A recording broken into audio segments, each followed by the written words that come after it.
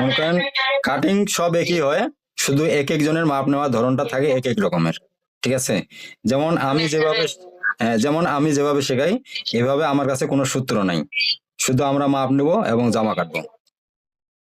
আমি আসলে উপরে কুচি দিই, আমি রাবার দিই না, বেল দিই না, আমি উপরে কুচি দিই। ও, এখানে সালোয়ারের মতো জয়েন দিয়ে কুচি দেন। জি জি। হ্যাঁ, ওইটা হচ্ছে হাফ চুরি, আর এটা হচ্ছে চোস। চোস পায়জামায় আপনার 4-5 প্রকারের আছে। এটা হচ্ছে চোস সাধারণ, এটা কিন্তু চুরি পায়জামা না। চুরি পায়জামা আবার লম্বায় 6-7 ইঞ্চি বেশি নিতে হয়। এই যে নিচে এখানে কুচি হওয়ার জন্য 6-7 ইঞ্চি বেশি নিতে হয়। আর এটা লম্বা আছে কত? এটা লম্বা আছে মাত্র 37।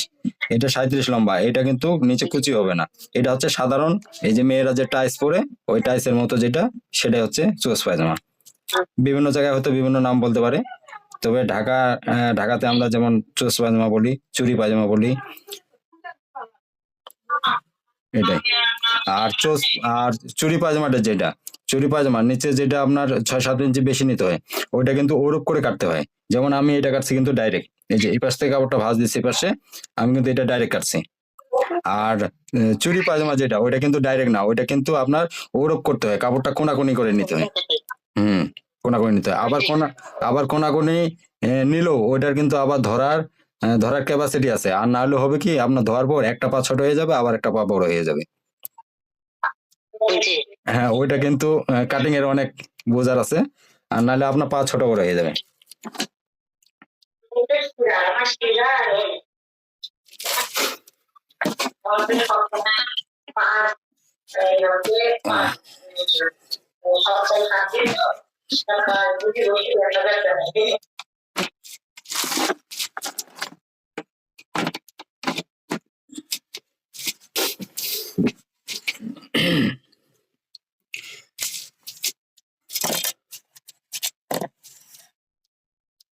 তো আবু ঠিক আছে,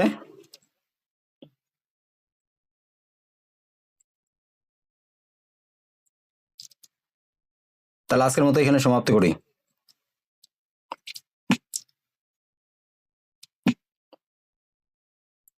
আবু শুনতে পাচ্ছেন আমার কথা?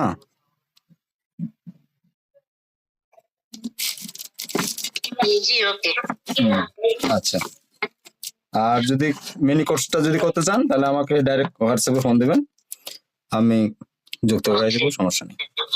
তো ঠিক আছে, আসসালামু আলাইকুম, রাখি।